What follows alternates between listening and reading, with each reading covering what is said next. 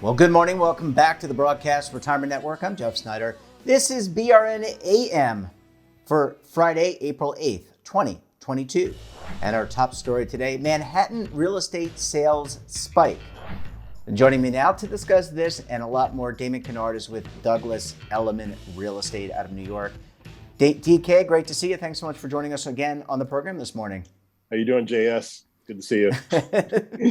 I appreciate that. Everyone needs a nickname. Absolutely. I can call you Damon Kennard. All good, yeah.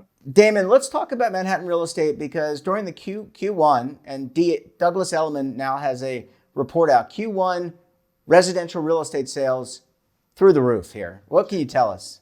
Absolutely.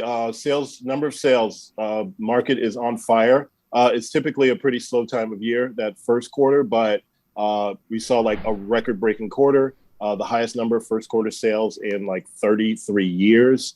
It's just crazy.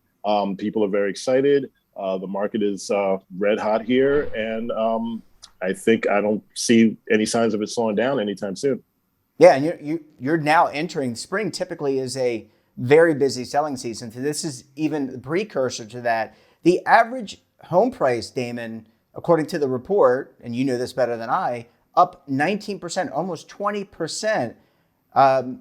Unbelievable, the appreciation of real estate. What's driving that? Absolutely. It's first and foremost is buyer demand, always. A lot of pent-up demand, a lot of people who maybe have missed out on what was, called the COVID discount of like maybe now just 2 years ago. People are kind of trying to get in there now. People have been and still are trying to get in before they're priced out due to the rising interest rates that are coming in. And we're also seeing the inventory starting to shrink a little bit. It's still above your sort of average levels, but it has come down significantly from its recent highs. So less inventory and very, very strong demand. You mentioned interest rates, the Federal Reserve raising the federal funds rate. Now, there's not a direct correlation to mortgage rates, but mortgage rates as a result, because the Federal Reserve does bond buying, right? And Absolutely. Those bonds are related to mortgages. So mortgage rates now up over 5% in some cases. Mm-hmm. What's been the impact in terms of this rate increase in mortgages to people buying homes? Yeah, definitely. I think a lot of people were caught a little off guard. I know some people some mortgage brokers who, prior to these announcements, they were kind of anticipating around 4, maybe 4.2% by the spring market. No one was really expecting this much of an increase from the Fed. So, of course, now the mortgage market is kind of following suit and sort of trying to catch up to that. And as a result, kind of as I said before, buyers are sensing that they might be priced out. So there's much more, demand, a lot more intensity in trying to lock in a rate before they miss out on being able to purchase entirely. Just anecdotally, when you talk to clients, are they aware that these are historically low interest rates, regardless of if they're 3%, 4%, 5%? I mean, you and I both grew up in the 70s and 80s, so we know high interest rates. Are they aware historically of where we are relative to where we've been? Sure. I mean, I think there's an awareness there, but recency bias is very strong and very powerful. And when you're looking at, the numbers that are right in front of you and what you can afford and what you can pay now versus what you could have afforded or what you could have paid, 20, 30 years ago, you have to deal with, the hand that you're dealt. And that's right now they're looking at where the rates are now, what they can afford now, and what they may or may not be able to afford a few months down the line if this trend continues. Yeah. Damon, you mentioned the lack of inventory. New York I've worked there and lived near there. They're always developing. They knock one building down, they put another one twice as high up. Are you seeing more residential real estate being built? And if so, do you think that'll be enough to help with alleviate some of this inventory change? I mean, I guess if people want a condo, right? I mean, you got to want a condo relative to one of the brownstones. Yeah, so it's kind of interesting because the inventory issue is it's nationwide, and unfortunately, New York City is not immune to those issues. The supply chain factors. Another factor that comes into play is that a lot of that new construction that you're seeing is actually for very, very high-end luxury properties, and not necessarily your average middle-income family, or certainly not nearly as much affordable housing to accommodate the population of New York City. So we are definitely seeing that type of inventory crunch that's projected. It's not quite as bad nationwide in terms of sales. There's still opportunities to buy. There is still inventory available. You're seeing on a national level, you're literally seeing bidding wars. Offers going before they even hit the market, or before people sight unseen. It's quite a frenzy on the national level, and it's not quite as bad in New York City, but there are definitely more bidding wars. There's definitely a shrinking of inventory. So it's something to be mindful of, and I'm not sure if construction will be able to keep pace with the demand moving forward. Yeah, it sounds like it. And this is, as you said, this is happening around the United States in major metropolises similar to New York. Damon, I need to take a very quick break. When we come back, we'll shift gears, talk about rental prices skyrocketing in major cities, just like New York. You're going to want to stay tuned right here on BRN AM.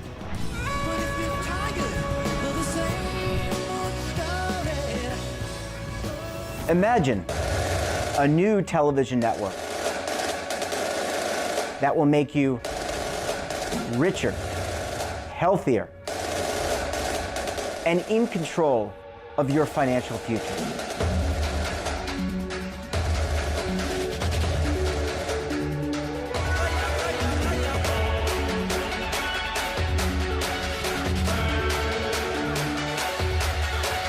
This network is for the policewoman in Nashville, Tennessee, the baker in Dubuque, Iowa, the teacher in Lexington, Kentucky.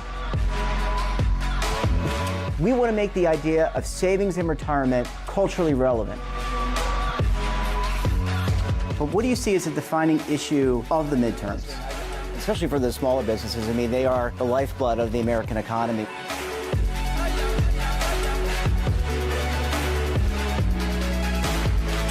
Featuring exclusive interviews, current affairs, and docuseries. 33 years old, you retired early. The philosophy is money only matters if it helps you live a life that you love. But you got to start thinking about retirement as soon as you get in. The Broadcast Retirement Network will drive very high engagement with premium partnerships. So this isn't retirement and savings for your parents or grandparents. This is for all Americans. And we're going to change the way you think about money.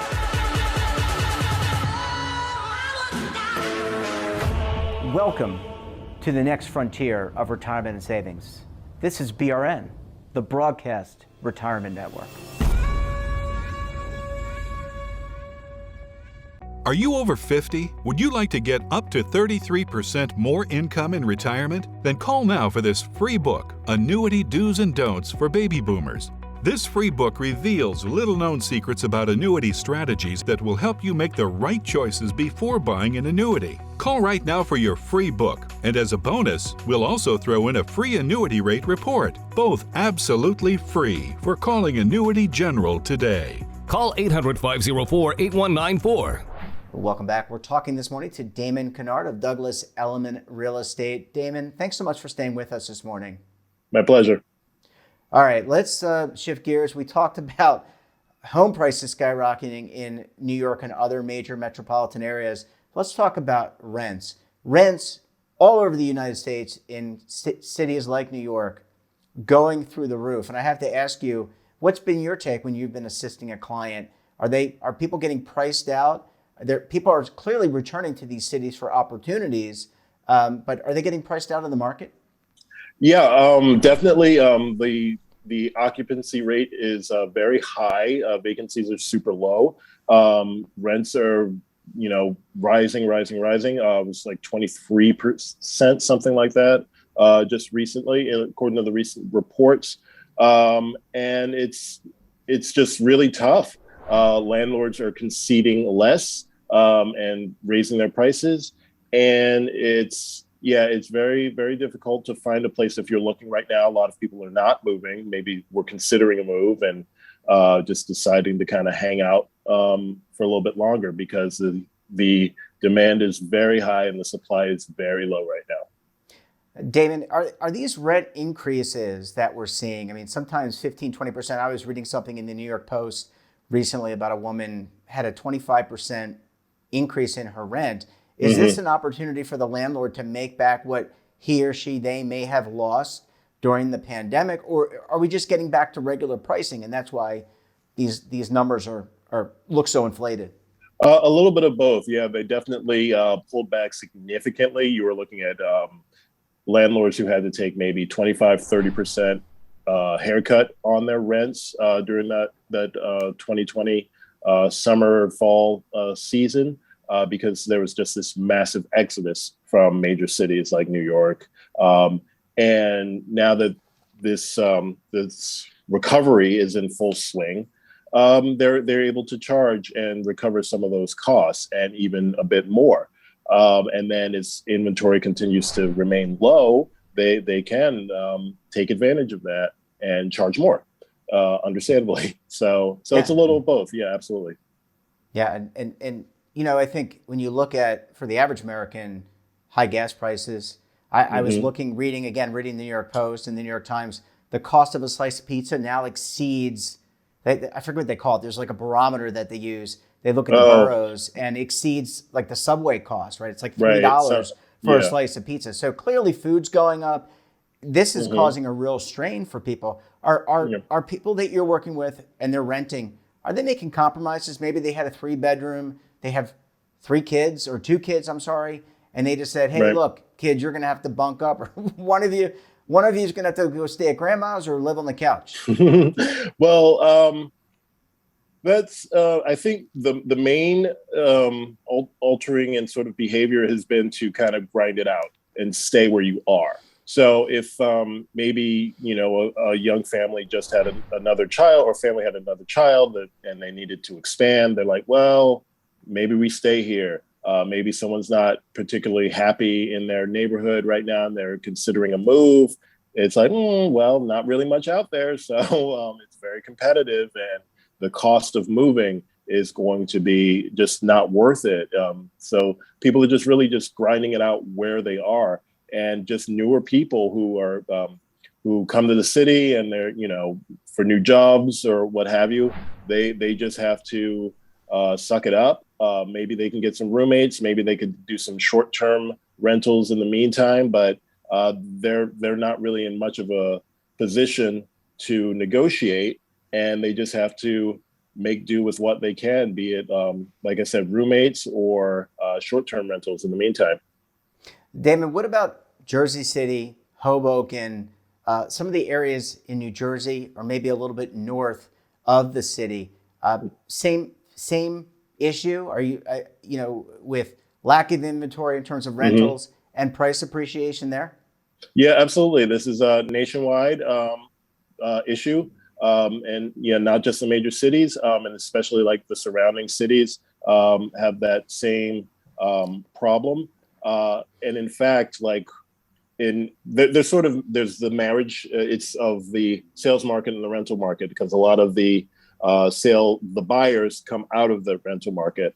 And so again, people are kind of being forced to kind of just stay where they are and stand pat, and they're not able to save up and then go into the sales market. So, and they're having that same problem with inventory, and there's the same problem with supply chain and construction of new product. It affects sale, whether you're building a rental building or a condo building. They're all still having the same supply chain issues. So there's just no new inventory that's on the horizon just yet. Not a ton of it, not enough to keep up with the demand. So people are just, they're making do. Yeah, I think we're all trying to make do, and that hopefully there'll be more elasticity, to use an economics term. I'm not an economics major. You were an engineer, so maybe that's a little better term for you. Hopefully we get more elasticity in the market over time as things start to return to normal. Damon Kennard, always a pleasure catching up with you, my friend. Looking forward to having you back again. Have a great rest of the day and a great weekend. Absolutely. Thanks, Jeff. That wraps up this episode of BRN AM. Have a topic of interest, someone you think we should talk to, drop us a line. And don't forget, for all the latest curated news in lifestyle, wellness, finance, tech, so much more, and all in one place, check out today's edition of our daily free newsletter, The Morning Pulse.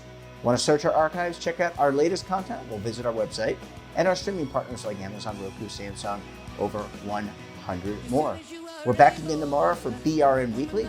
We'll be taking a look at some of our best segments for the week. You're going to want to tune in. Until then, I'm Jeff Snyder. Stay safe, keep on saving, and don't forget, roll with the changes.